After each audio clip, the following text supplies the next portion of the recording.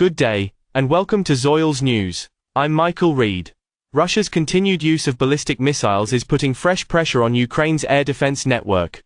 Recent attacks have raised questions about gaps in Ukraine's ability to intercept certain weapons and protect key areas from incoming strikes. I'm Michael Reed. The news begins now. A recent wave of Russian attacks has raised fresh concerns about the ability of Ukraine's air defense network to stop certain types of missiles. Ukrainian officials said the strikes affected the Kyiv region and other parts of the country, resulting in at least 17 deaths and dozens of injuries.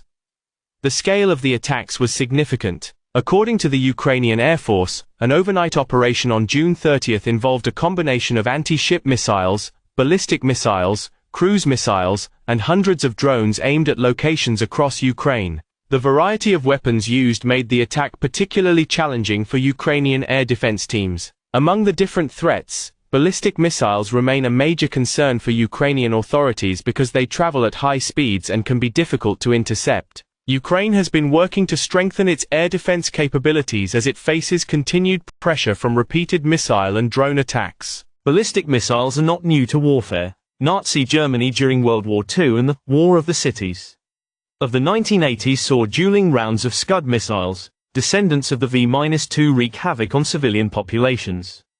But the technology for defeating ballistic missiles has advanced significantly since the Cold War.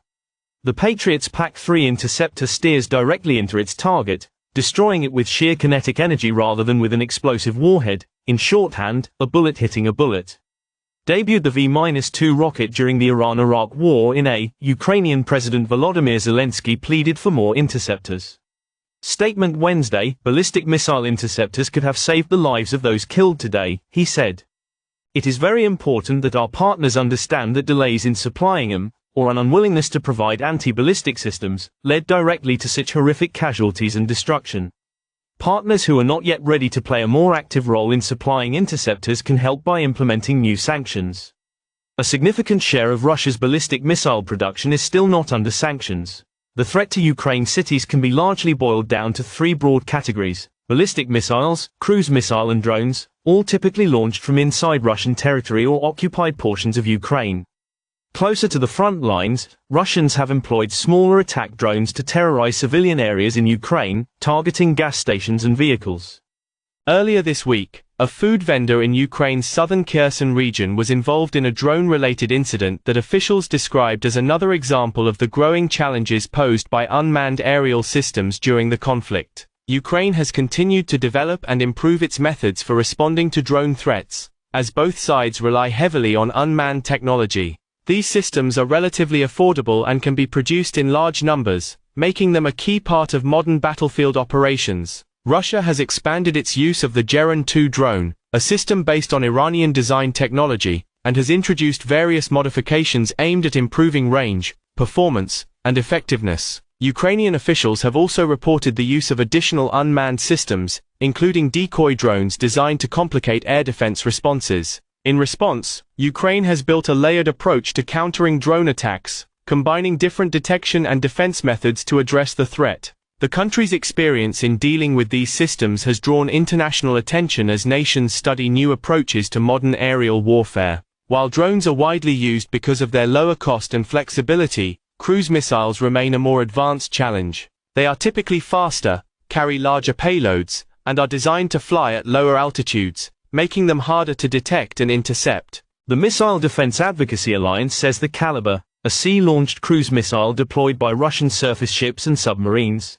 can cruise about 20 meters over the sea or 50 meters above ground. A ballistic missile, by contrast, has a very different speed and trajectory. Boosted by rocket engines, the missile follows a high arc before descending to its target.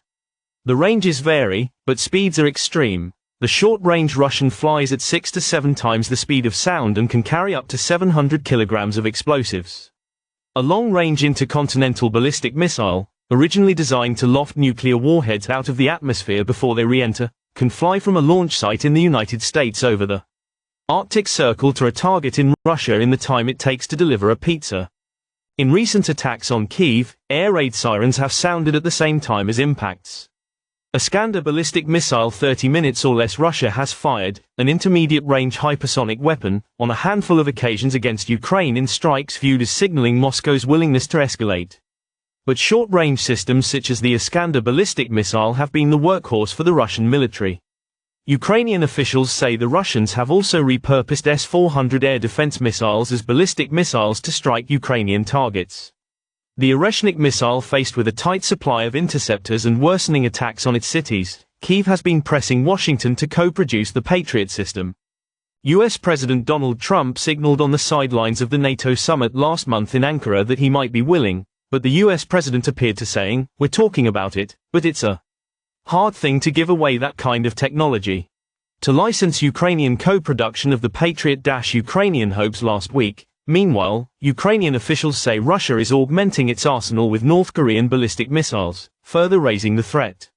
Vladislav Vlasyuk, Ukrainian presidential sanctions envoy, said Ukraine had identified a North Korean NOTS-23 missile, a counterpart to the Russian Iskander, that had recently demolished a house in Radoshny, in rural Dnipropetrovsk region, killing 6 people, including 3 children, with 5 more children still missing after the attack.